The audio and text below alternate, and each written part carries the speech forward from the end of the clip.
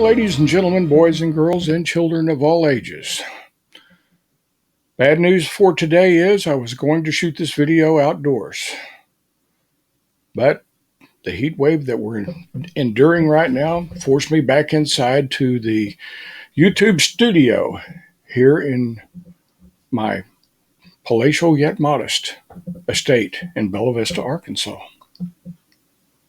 Today's subject is going to be all the mistakes made in the movie Walking Tall. You know, they billed it as a true story. However, it was anything but. Even Judge Treese said that things weren't like the way that the movie portrayed them. County Judge Moore said it just didn't happen that way. Judge Treese went on to say that his caseload didn't change when Buford came into office, and it didn't change when he left and Clifford Coleman took over. So I'm going to cover 65 points that the movie got wrong, and we'll start with the way the movie should have started, and that is with Buford being beaten, cut up, robbed at a place they called the Lucky Spot. In real life, it was the Plantation Club, and the operator of the club was not Buell Jaggers, as they said in the movie, but rather W.O. Hathcock. That was fact number one. Fact number two is the name of that establishment was actually the Plantation Club. Fact number two, the actual Plantation Club did not have a casino built in the back of it, as was shown in the movie.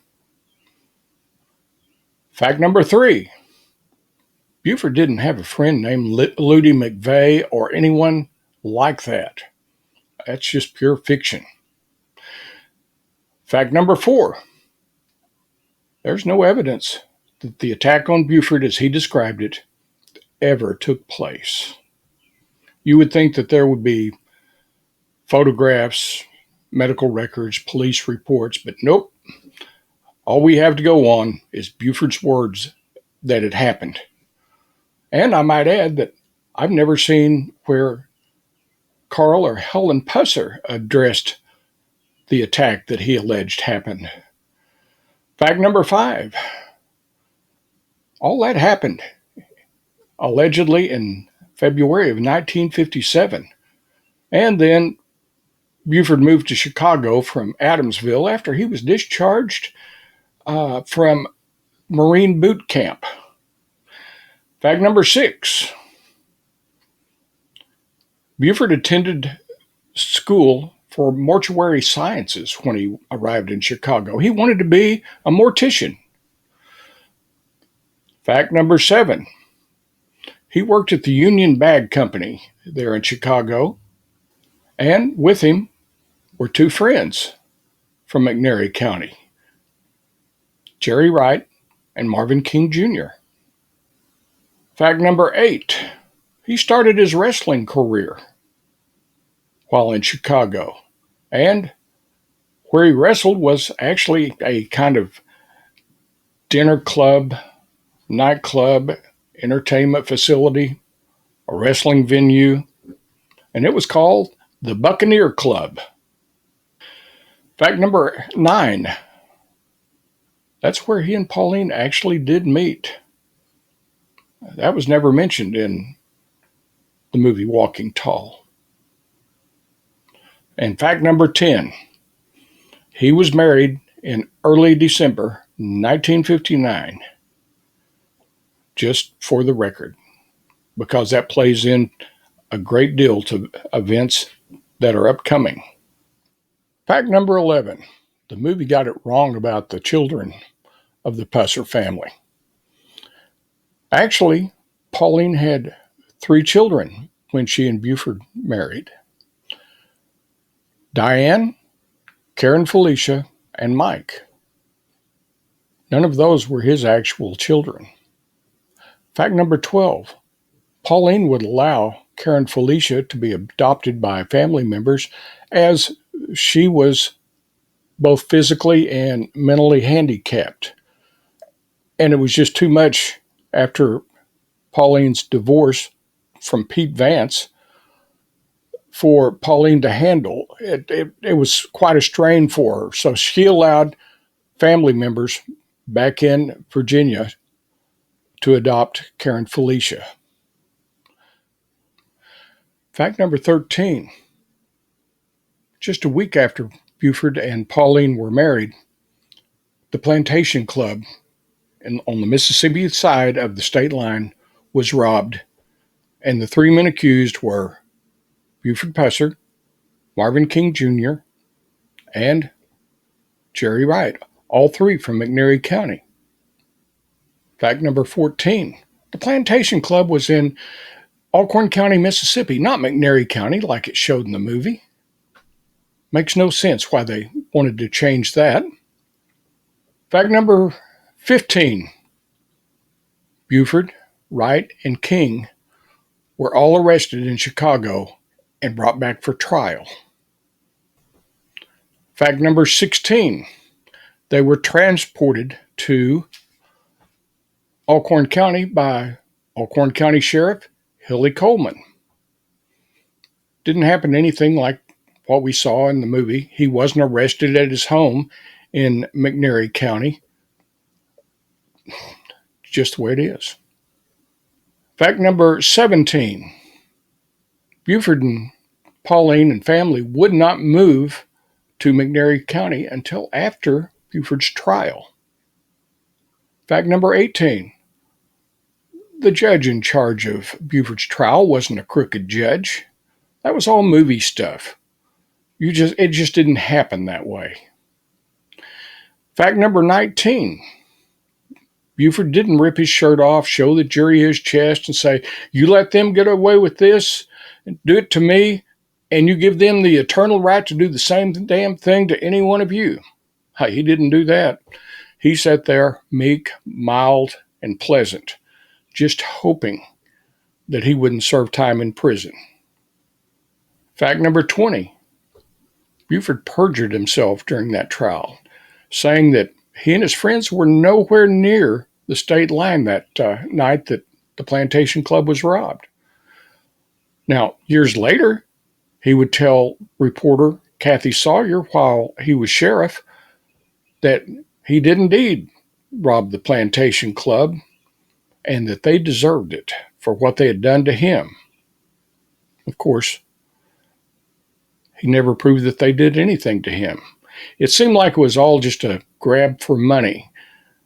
Getting married in early December, having 3 kids and a wife to buy Christmas for, and easy pickings were at the state line. He knew what was going on down there, knew what clubs were making money. So that's up for you to think about. Fact number 22. Dewana was born in Chicago in 1960. Fact number 23. The Pusser family moved from Chicago to McNairy County in 1961. Yet in the movie it shows the kids, Mike and Dewana appeared to be about 6 years old at that time, when actually she was only a toddler. Fact number 24.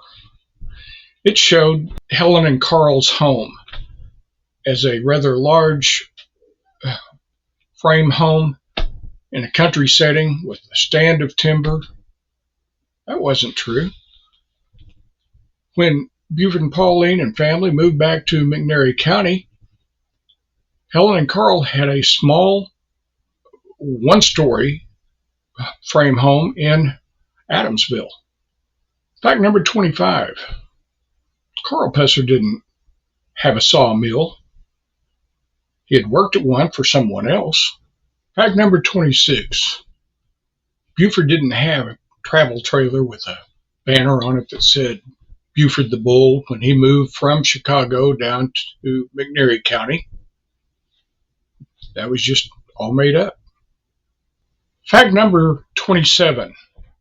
When Buford arrived in McNairy County, he didn't buy a farm with a had a lake and a stand of timber.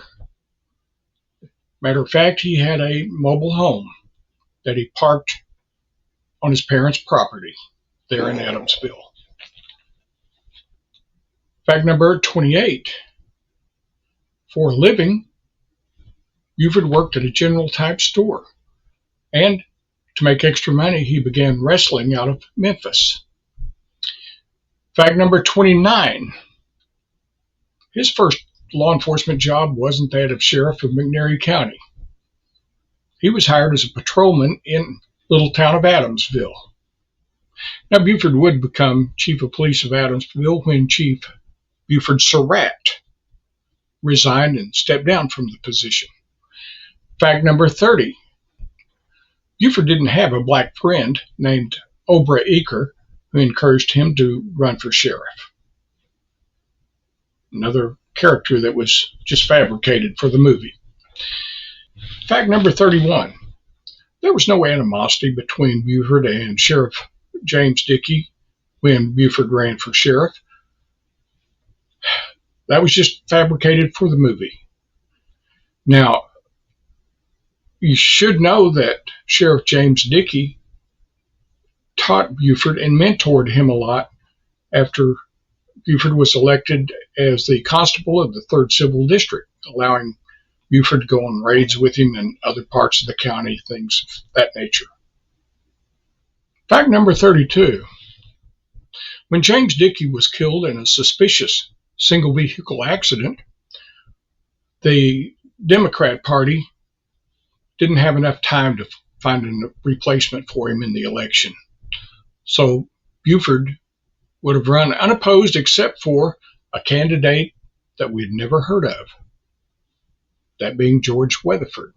Because the county had always split 50-50, 50% basically voting for Republicans, 50% basically voting for Democrats. So George Weatherford was quite the surprise. Fact number 33. Even though he was dead, Sheriff James Dickey got 307 votes. Fact number 35. Buford only defeated the independent candidate by 288 votes. It was a very close election. And had Buford lost that, we probably wouldn't be sitting here talking about a walking tall sheriff. Fact number 37. State line syndicate wasn't anything like they showed in the movies. In the movies, you had moonshiners, prostitutes, club owners, beer joint owners, bootleggers, all fighting against Buford. There were only 2 establishments at the state line on Buford's side of the border: the Shamrock Motel and the White Iris. That's it. No big syndicate there. Fact number 39. The motel did sell bootleg whiskey out the back door of the office of the motel. Cars would pull in, honk their horn, and people like Howard Carroll would bring pints and half pints out, collect the money, and that was the scope of things. Fact number 40. There were only 2 establishments on the Mississippi side of the state line itself. That would be the Shamrock Restaurant, and across the highway was the Plantation Club. Now, it should be noted that the Plantation Club was never open while Buford was sheriff, as W.O. Hathcock closed it down in early 1964.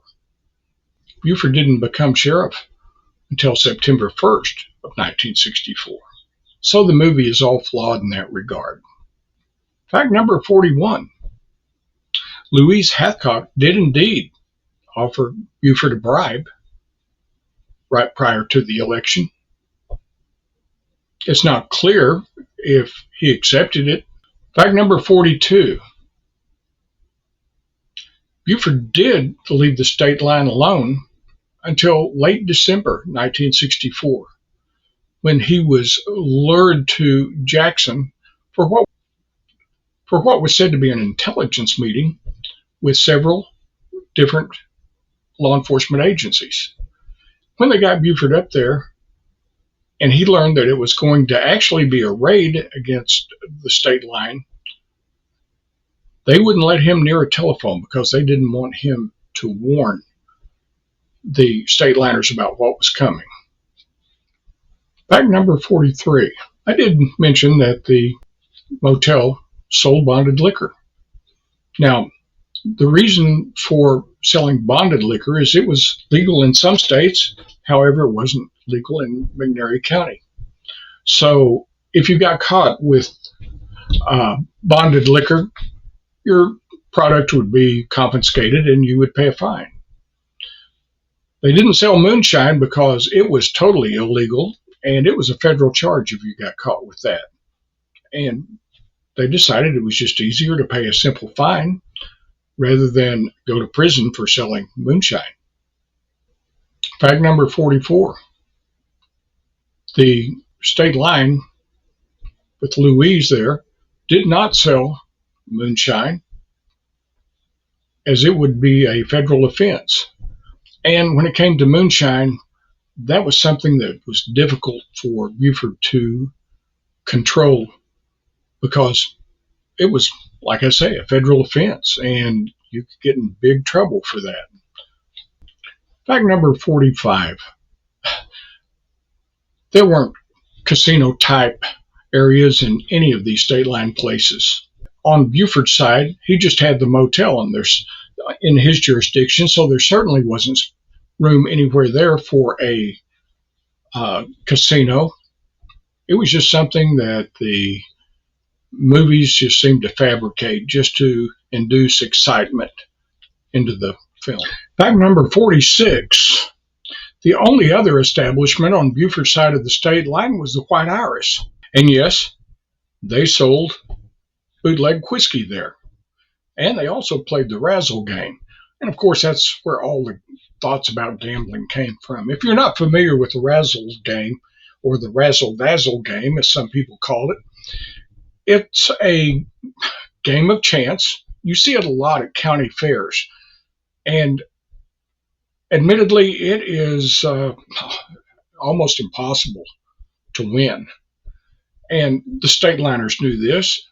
They played the razzle game at the cash register in the Shamrock restaurant, and they played it at the White Iris. Fact number 47. There was very little prostitution that went on at the state line. FBI reports say that if one was needed, someone would call from the state line down to the El Rey or to the Nightfall in Corinth, and a prostitute would be brought out by taxi. A lot of people look back at the movie Walking Tall. They see all the trailers that are out there with the working girls taking their johns to the trailers to do a little business. It wasn't really like that at all. I've had several people tell me that, well, there wasn't any need for prostitution to that degree because there were just too many girls up there that were giving it away. This stuff is just too good to make up sometimes. Fact number 48. The movie showed Buford as an incorruptible law enforcement officer that couldn't be bought. Well, I've interviewed a lot of those old club owners, a lot of the beer joint operators, a couple of bootleggers, and all of them said he got a cut from just about everybody. That if you didn't pay, you didn't get to operate. So there you have that. Fact number 49. The movie never mentioned Towhead White. Now, to me, out of the entire story, Towhead White was the one individual that actually earned his reputation because he was about as cunning and evil as a person could get. He would do almost anything for money. And I find it interesting that they would leave a character like that out of the movie. Now, however, they did have an individual that was called John Witter. Total farce of a person. Didn't exist. But to me, he was kind of a composite character. He was supposed to represent Towhead White, the organizer, the crime leader of that area that had contact with what they called the boys in Nashville. And by that he meant politicians and such. But it was actually just the opposite way around. Fact number 51. Most of the names and locations in the movie were changed. And this was probably due to the fact that the studio realized that by calling these people by their real names and saying they did things which they couldn't prove, well, that could have been a legal liability circumstance for them. So instead of Louise Hathcock, we had Callie Hacker. Instead of W.O. Hathcock, we had Yule Jaggers. We had John Witter instead of Towhead White, and so on. And like I say, the names of the places were different. The Shamrock was the Pine Ridge Club, and the Real Plantation Club was the Lucky Spot. And it just goes on and on and on. Fact number 52. Buford did shoot and kill Louise Hathcock, who in the movie was Callie Hacker. What they didn't show is that they were in a room alone and that she was shot twice in the back before she was shot in the head as she lay on the floor. Fact number 53. There were no witnesses to the shooting. In the movie, all this took place in a crowded bar. And like I said, it actually occurred in her private living quarters. So you have that to consider as being a rather inflammatory way to get people to stand behind Buford and hate everybody else in the movie. Fact number 55. The investigation into Louise Hathcock's death was very flawed, in my opinion. We find that people who were nearby were never interviewed about what they might have seen or heard. Fact number 56. In the real story, Buford was the subject of a grand jury investigation in which, after listening to what the prosecutor had to say, returned a no true bill, setting him free of any worries about having killed Louise Hathcock. Fact number 58. I should mention that Jim Moffitt quit his job as chief deputy a short time after Louise Hathcock was killed. Didn't last long. He went back to work for Buford. I don't know why, other than the fact that he had a really large family and that was the best job he had ever had. But I did speak with Jim's son O'Neill about this. O'Neill said that he was on leave from the military and he was at home during the time of the shooting. Said when his dad got home, he came in and told O'Neill and his mother, if anything ever happens to me, you need to look no further than Buford Pusser. So it does make me wonder, while he was standing there in that hallway that day, he heard the shots fired. He heard the conversation that took place before Louise was killed. It makes me wonder what he heard that would make him want to quit his job and say something like that about the sheriff he worked for. Fact number 60. Walking Tall had a movie scene that was just totally fictitious, in my opinion. There's no evidence to support the story that Buford told about this. You'll recall the scene where he's stopping a speeding car that passed him. Said that when he walked up to the vehicle, the driver shot him 4 times.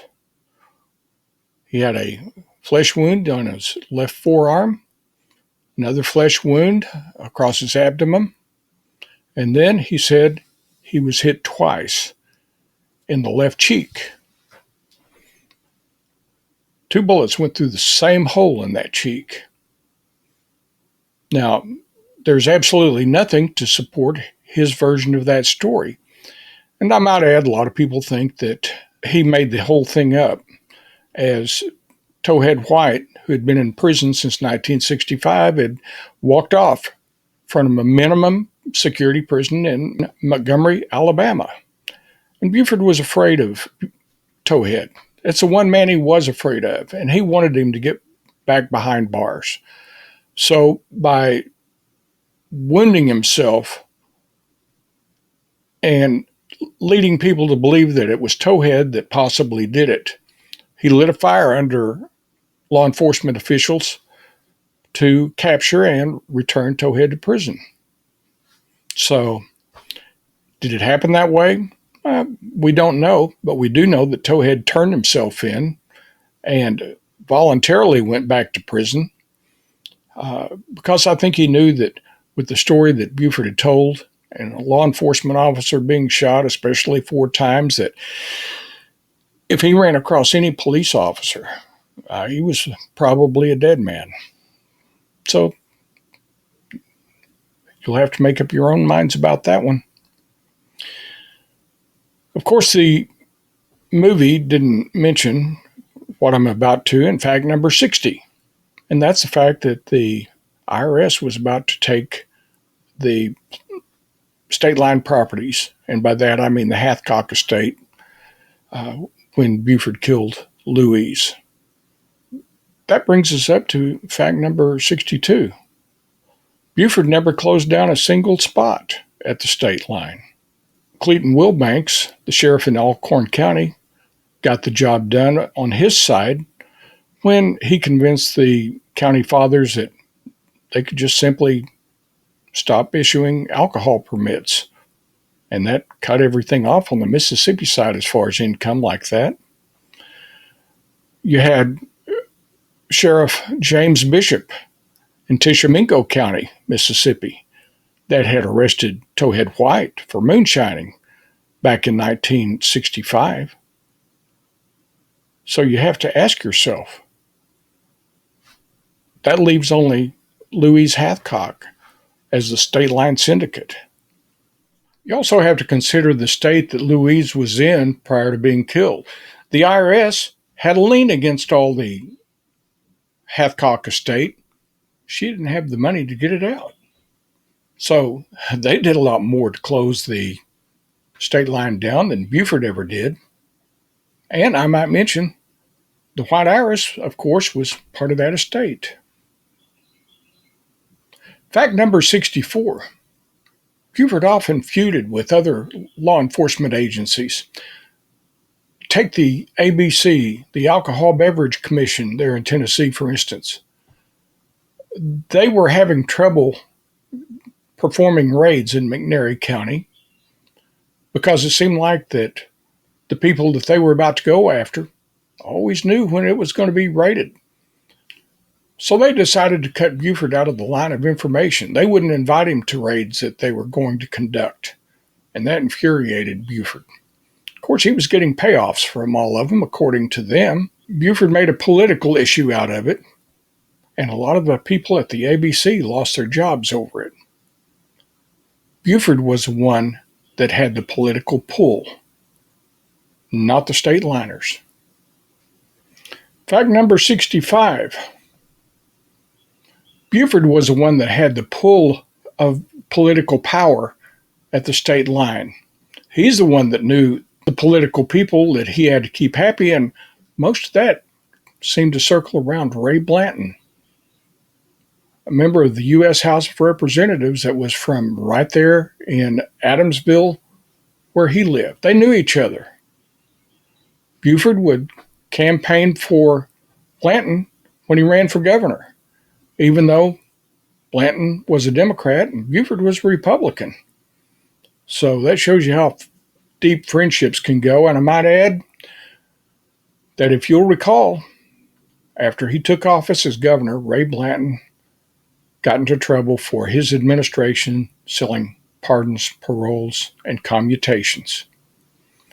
Later, when he was out of office, and when I say later, he died in the mid-1990s. But yet in 2018, He was found to be connected with the murder for hire of Chattanooga businessman Samuel Pettyjohn. So that shows you the kind of people, the political people that Buford had pull with. I think right here we're going to cut it off. We're not even to the ambush yet, and we've already got 65 facts out there for you to wonder about why Buford was such a hero and why Walking Tall would misrepresent everything about the man. Now, I well understand that a lot of people are going to disagree with almost everything I've had to say, but I doubt that they're going to be able to provide any proof that shows that I'm wrong. I spent several years visiting McNairy County, finding people who live their own part of the real story, people from both sides of that story, the law enforcement community and the state line people, people that weren't connected with either. They were just possibly beer joint operators, whatever, that had no affiliation with the state line. I believe that gave me a particular insight that a lot of people don't have, especially the naysayers, the people who believe in the Pusser legend. All this information is out there. It's in newspaper articles. It's in FBI reports, TBI correspondence, just all kinds of places where you can find the real story if you want to look for it. The problem is all these naysayers have never bothered to do that. It's just easier to worship Buford. That's about it. I encourage you to not take anybody's word for what they say about the Pusser story, because so much of it is so convoluted, you're not going to understand it unless you look for yourself as I did. So we'll start up with number 66 in the next episode and let you know a lot of the fallacies of how the ambush took place and other items. I'd really appreciate it if you would like, share, comment on all of this. I'd certainly encourage you to subscribe to the channel here. That's what keeps it going. So just remember, until next time, as I always say, truth has no agenda. And thanks for watching.